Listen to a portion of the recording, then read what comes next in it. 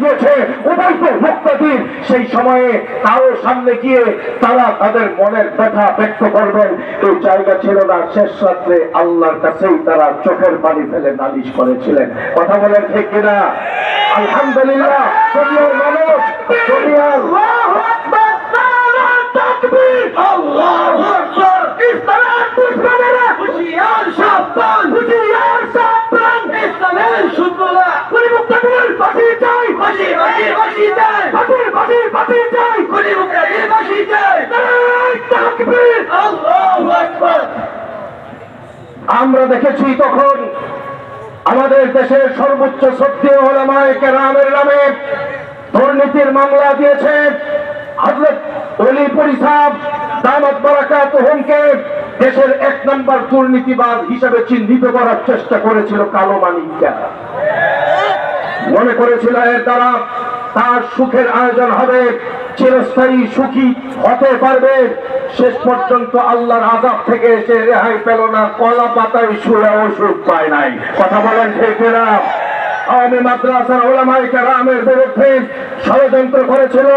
দরবেশের আকৃতি নিয়ে চেহারা ছিল নূরানি চেহারা, লেবাস ছিল বুজুর্গদের লেবাস, হাজার কোটি টাকা পাচার করেছে।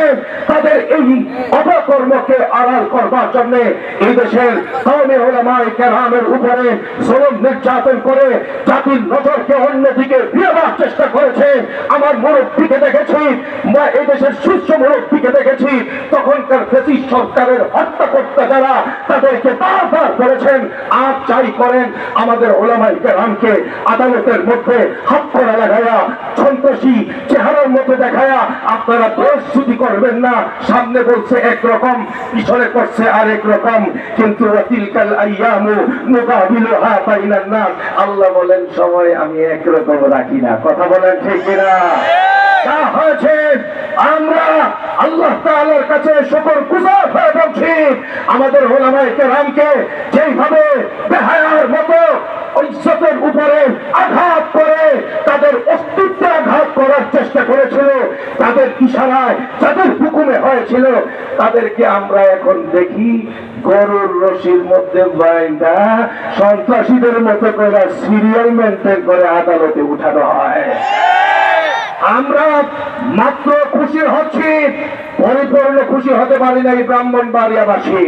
আমাদের খুশি হওয়ার মূল জায়গাটা এখনো পূর্ণ হয় নাই। এই জন্য আমি জানি ব্রাহ্মণবাড়িয়ার ছেলে হিসাবে আমার কথার পিছনে দলিল আছে। ব্রাহ্মণবাড়িয়াতে 2021 সালে যখন গন্ডগোল চলছিল গোটা বাংলাদেশে, ব্রাহ্মণবাড়িয়া ছিল শান্ত।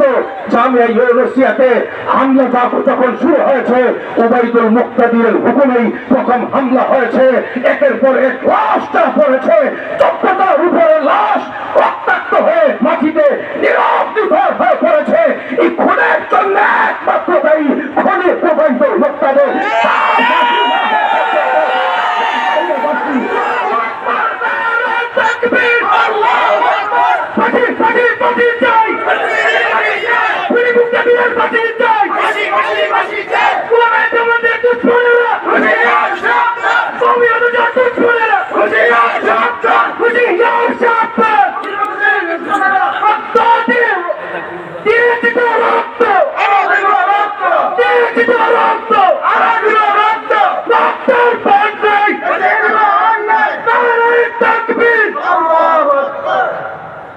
আমি আবারও প্রথম কথাটা সবাইকে স্মরণ করিয়ে দিতে